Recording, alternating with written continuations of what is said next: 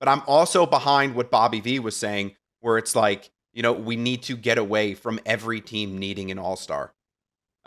There's just no way that the Rockies deserve an all-star. There's no way that the Athletics deserve an all-star.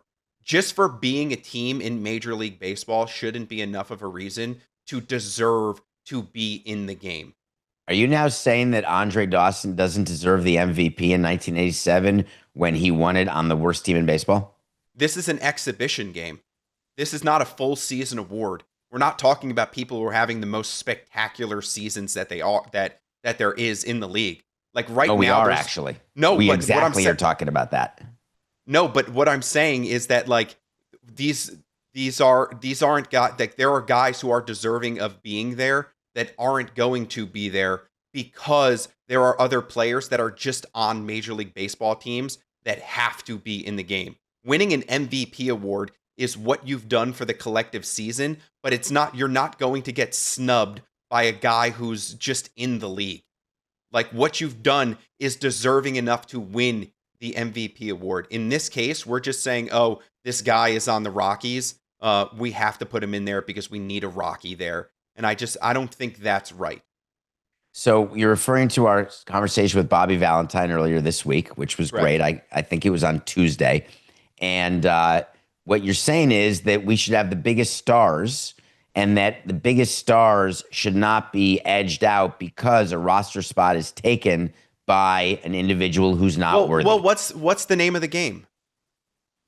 What's the name of the exhibition the game? All-Star Game. All That's it. stars. It's right there that in means the everyone title. should be a star.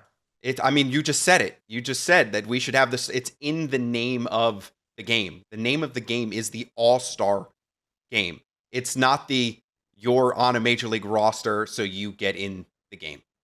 So I just think that we should have the stars. Title. We should have the stars in the game. And if there is somebody who is on the Rockies this season who is having a more deserving season than somebody else who has been left off on like who's the Rocky?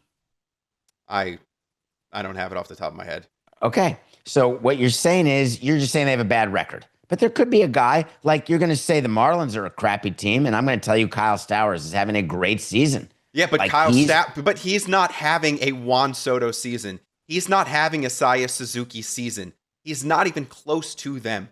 So it's just he is in the game because the Marlins need to be represented in the game. That's it. And so if I told you that the business of baseball was such that the markets, they don't want to have the Miami market tuning into an All-Star game where they can't see one of their own. People they don't love even go to the games. One of their own. They don't go to the games. All right, stop selling the Marlins. I'm going to because you're using it as people in the market. You don't think there are people in the market who are just going to watch the All-Star game because it's the best players in baseball and they're fans of baseball? Isn't that the whole point of having the World Baseball Classics and the Caribbean Classics down in Miami is because they love baseball that much? So I think that they are equally represented as a people by just having, Hispanic players that are deserving enough to be in an All-Star game that we don't need to, we don't need to put a Marlin in the game just because he is a Marlin. Well, there's a rule that we talked about in an owners meeting once, which was, would we take away that rule?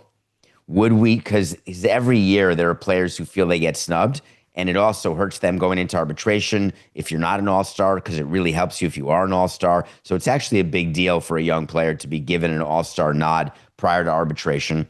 For a player who's already established like Juan Soto, it's not as big a deal, except you get to be part of the count. Hey, in his career, 10-time All-Star, it's sort of part of your legacy and Hall of Fame resume. There could be bonuses involved, which they're not terrible, so might as well make the extra $100,000. But the reason why we never changed the rule is that we could never be convinced that the broadcasters were unhappy. The broadcasters love the rule that there is a player from every team because they like the idea of each individual market pushing their individual fans to watch the game because they will see a familiar player. When you have people on the sidelines doing the introductions, they love the fact that people will watch the introductions so they can cheer at home for their own guy. And we talked about why not just make it the top 25 deserving? And now it's up to 32 and even more so with replacements. Why not do it just based on that and forget players, forget fans, forget commissioner? Let's pick some statistical categories and take the best players of those statistical categories. And what we decided in those meetings is that we wanted more control. We wanted to control the narrative of who was there, how we would build stories, how we would get people to do the home run derby by naming them all-stars, all the different things that go on behind the scenes in order to build a all-star team for the fans, for the TV audience. That's the control we didn't want to give up. That's why it's not just based on who's the best player, who are the biggest stars.